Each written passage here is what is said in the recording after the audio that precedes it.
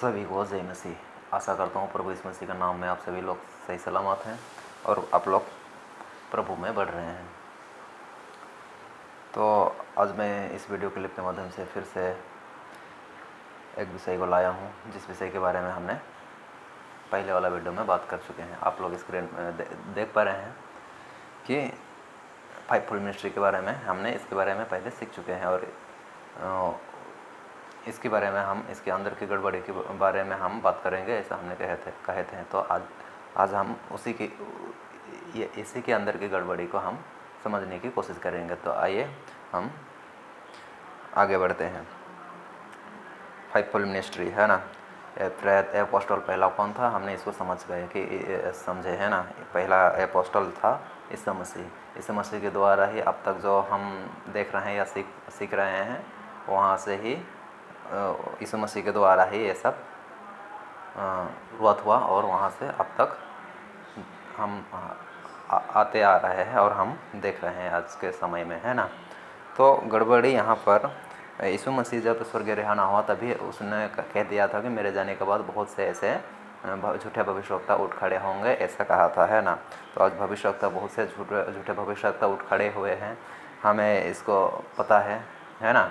लेकिन हम बहुत से लोग हैं जो पकड़ नहीं पाते हैं। मैं भी पहले पकड़ नहीं पाता था, लेकिन अब मैं पकड़ पाता हूँ, पकड़ में आ गया।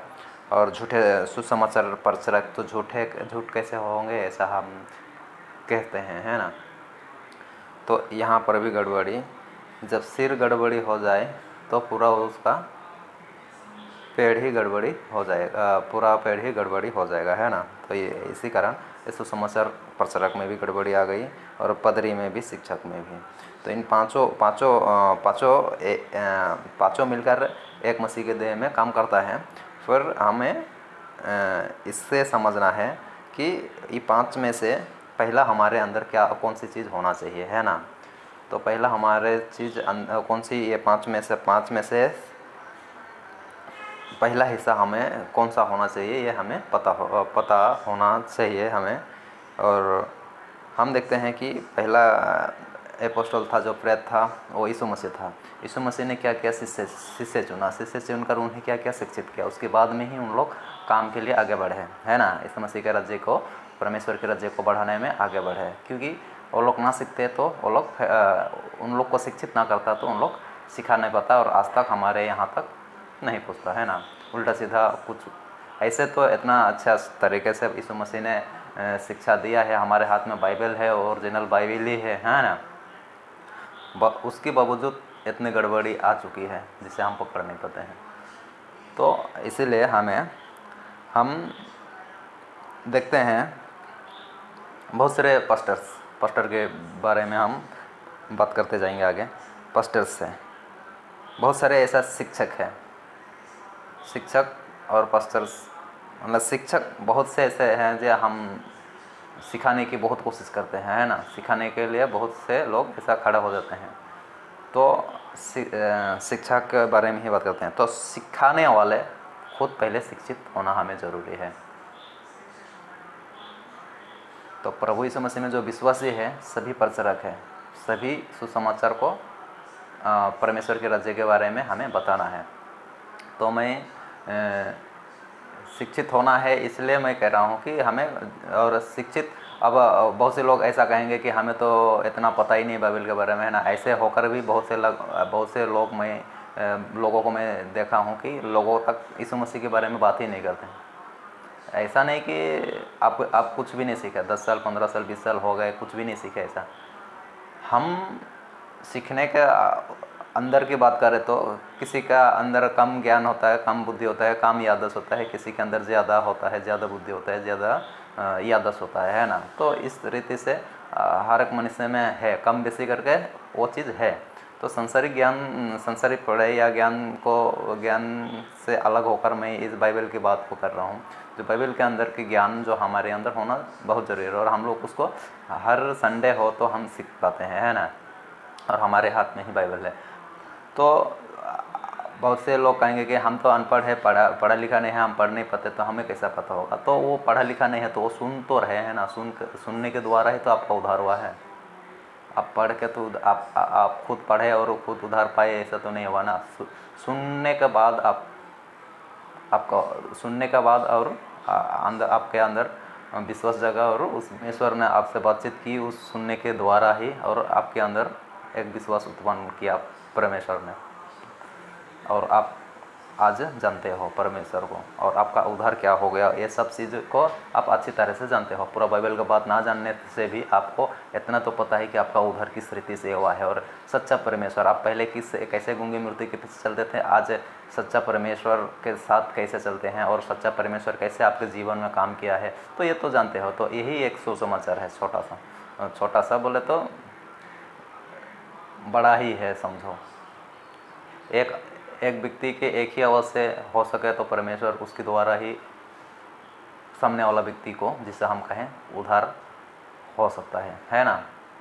होता भी है, होते हुए आए भी है। तो पहले हमें शिक्षित होना है। बहुत से लोग ऐसा सिखाने के लिए उठ खड़े हो जाते हैं कि जो मन में आता है, जो वो उनका विचार में आता है, वही लोगों को बात सिखाते हैं, क्योंकि सामने वाला तो कुछ पता नहीं है। तो ऐसा ना हो। अगर वो वापस सवाल करने वाला हो गया तो आपको जवाब देना मुश्किल हो जाएगा। फिर उसका वो जो बच जाएगा बोलकर हम कह रहे हैं, तो वो धोखा में आ जाएगा। वो बोलेगा हमका ये झूठा है, ये झूठ बोल रहा था। फिर वो भटक जाएगा, सच्चाई को समझने की वापस कोशिश भी नहीं करेगा, और वो ये लोग ऐसे हैं, ऐसे कहेंगे। तो इसीलिए हमें जितना हमें पता है उतना ही हमें बात करना है, उससे बढ़ा चढ़ा कर बात नहीं करना है। जो पता है वही हमें बात करना है। तो इसीलिए जिसे बाइबल को पूरा ज्ञान नहीं है, यह तो इतना तो ज्ञान है कि हमें उद्धार कैसा हुआ है, उद्धारकर्ता के बारे में तो आपने सीख चुके हैं। साल 2 साल 3 साल 5 साल जितना दिन भी हुआ आप सीख चुके हैं उस बारे में, तो उतना ही आप दूसरा को शेयर कर सकते हैं, है ना। क्योंकि सभी को यीशु मसीह ही आज्ञा दिया है कि दूसरे को बताने के लिए, है ना, उद्धारकर्ता के बारे में सभी को हमें सुसमाचार देना है। और इसी तरह हमें क्या करना है, सीखना है, और जितना सीखे हैं उतना ही हमें लोगों को बताना है, शिक्षक देने वालों। और शिक्षक ये नहीं कि वो मंडली पर खड़ा होकर शिक्षा देते हैं, वो वाला नहीं। हम हर एक लोग जो इस विश्वासी हैं, यीशु मसीह में हैं, हम सभी लोग सुसमाचार प्रचारक है। इसको हमें समझना है, हर एक व्यक्ति।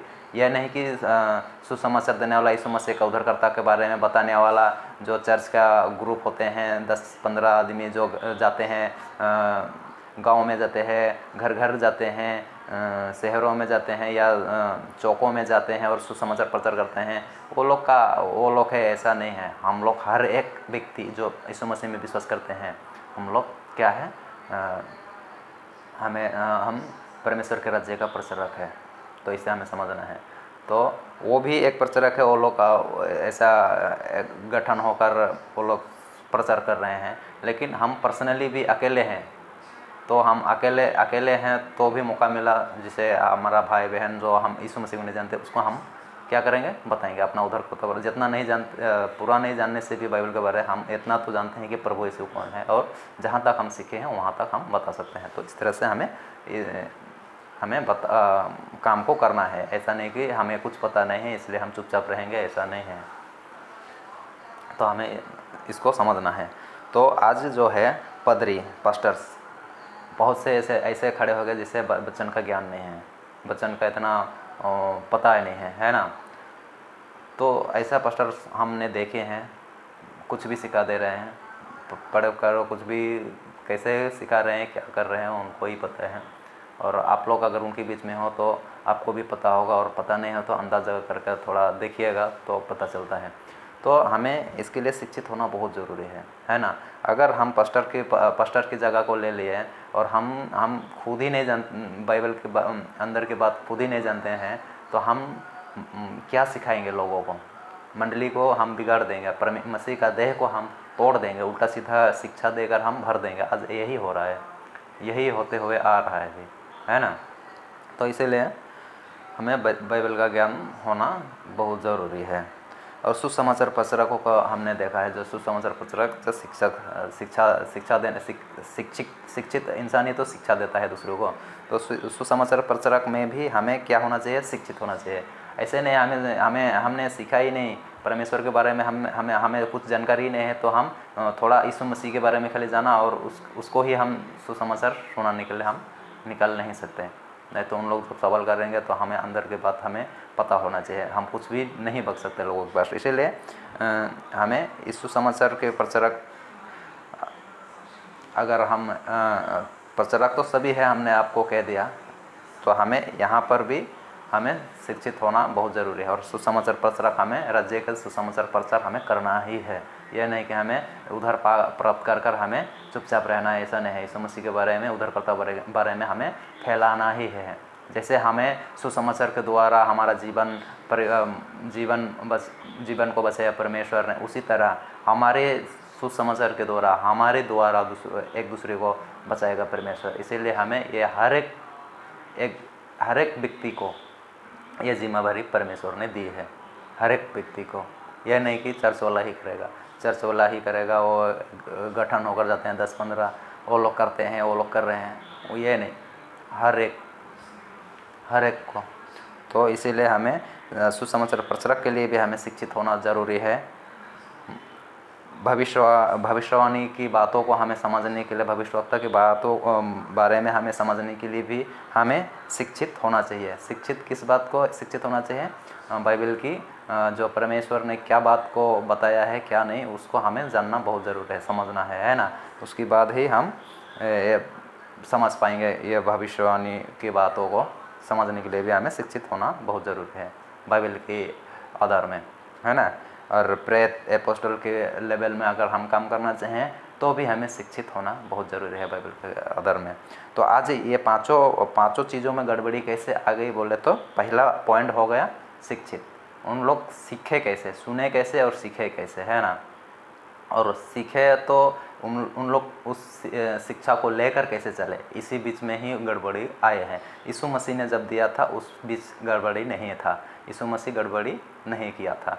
लेकिन उसके बाद में जो चेले आए हैं, चेले बने, तो वहाँ से उन लोग चेले के चेले ऐसा बनते आए, तो उन लोग सिखाए कैसे और सीखे कैसे, इन बीच में ही गड़बड़ी को ये दुष्ट ने डाला है। उसके बाद में लोग अपने मन भावना बातें, मनगढ़ंत बातें सिखाने लगे। यह आज के दिन नहीं, वहाँ से ही चालू होकर आया है। तो इस तरीके से शुरू होकर आया है। उस प्रकार से ये समय आते आ रहा है। तो इसे हमें समझना बहुत ज़रूरी है, ठीक है। तो हमें पहला पॉइंट क्या होना है, शिक्षित होना है। तो आगे हम भविष्यवक्ता की गड़बड़ी को बारे में हम नेक्स्ट वीडियो में हम समझेंगे, है ना, क्योंकि लंबा वीडियो ना हो जाए। तो नेक्स्ट वीडियो में हम भविष्यवक्ता की भविष्यवाणी की बातों को बारे में, भविष्यवक्ता के बारे में हम सीखेंगे कि भविष्यवाणी की गड़बड़ियों में क्या हुआ था। तो ठीक है दोस्तों, मैं इतना ही कर ऑन करता हूँ। नेक्स्ट वीडियो में फिर से हम ये भविष्यवक्ता के बारे में हम बात करेंगे। ओके, गॉड ब्लेस यू, जय मसीह सभी को।